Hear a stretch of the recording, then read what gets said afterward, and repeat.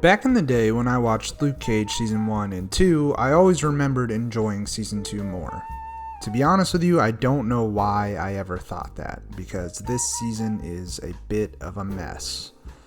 Like, subscribe, comment down below, and tell a friend.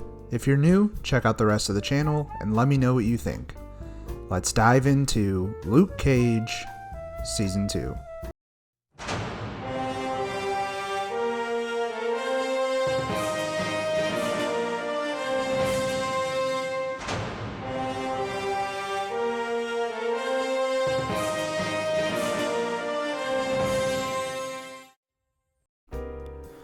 I don't think Season 2 is bad. There are definitely aspects that are quite enjoyable. I think this season starts great and ends great, but then falters somewhere in the middle. The biggest issue is that this show doesn't seem to know what it wants to focus its time on. There are three competing storylines. We have Luke, who is trying to work out what type of man he wants to be, a valiant hero of Harlem who operates alongside the law, or a vigilante who is able to compromise with the enemies he fights to get done what needs to get done.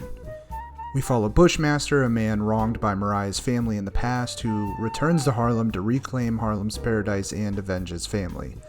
And of course Mariah, getting her hands dirty any way she can to try and restabilize the Stokes family's crumbling empire. Now all of these narratives they're interesting in their own right, but I think somewhere along the way they all individually lose their path about halfway through the season, and it all just becomes a jumbled kind of nonsensical mess. I think the big reason is because, as I've said before, Marvel Television at this point was mandating these 13 episode seasons, and there just simply isn't enough story to fill that sort of gap. There were a few times upon rewatch when I felt like this season was at its conclusion. And that's what I mean, there's just not enough story. Like, I think in episode 8 when Luke and Misty ally with Mariah and hole her up at Danny's company and battle Bushmaster, I thought this was like the last episode. I forgot it was episode 8. And then there was a second time when Bushmaster confronts Mariah in her bunker in like episode 11 or 12. It feels like an ending to the season, but the season doesn't end. It just keeps slogging along for one or two more episodes. It seems like there was like 6 different endings, 6 ways they wanted this show to go, and they couldn't choose which one they wanted, so they just decided to shove them all in. And it doesn't work.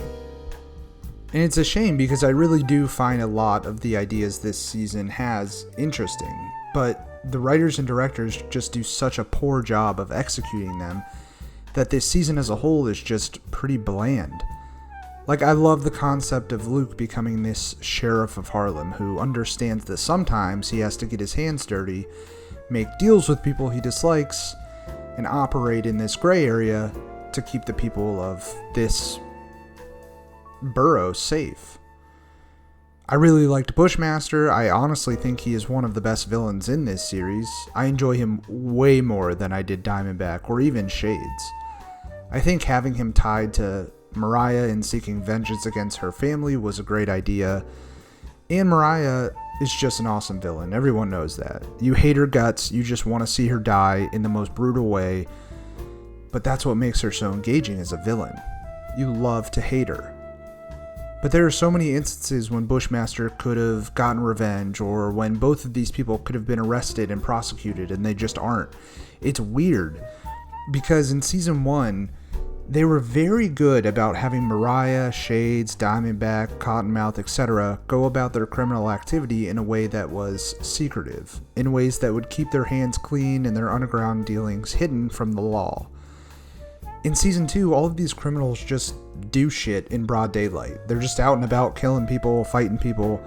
Misty and the police have numerous opportunities to bring them in for questioning, and no one is just ever punished or apprehended. And when they are, they just get off scot-free like nothing happened. There's just this weird suspension of belief that comes about in this season that wasn't present in Season 1. There's also the problem that these Netflix series shows have with pushing supporting character stories into these sequel seasons. I'll be honest, I like Misty, I enjoy her rapport with Luke and how they work alongside each other, but I do not give two shits about her character's own personal story. This happened with Jessica Jones as well. Like, I don't really care about Triss and Jerry's storylines all that much. I think what they did was interesting in Jessica Jones, and I think it's sort of interesting here, but if it's going to draw away from the main narrative and extend the show out longer than it realistically needs to be, then I just don't care to see it. I know it sounds like I'm railing this season, but there were things I enjoyed. I think the action is really good, especially when Cage and Bushmaster match up. Their fighting styles are so different. Cage is a brawler, Bushmaster is more acrobatic, and it's a blast to watch.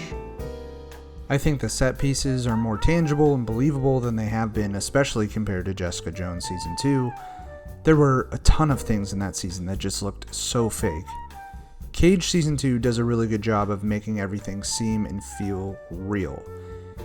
And as I stated above, I loved Cage's ending in this, becoming the man at the top of Harlem's Paradise, even knowing he doesn't want to do this, but knowing he has to because it's what's best for Harlem. Even though the narrative in Cage's second outing is mostly a tangled web of convoluted storylines, there are still some enjoyable aspects. The characters are good.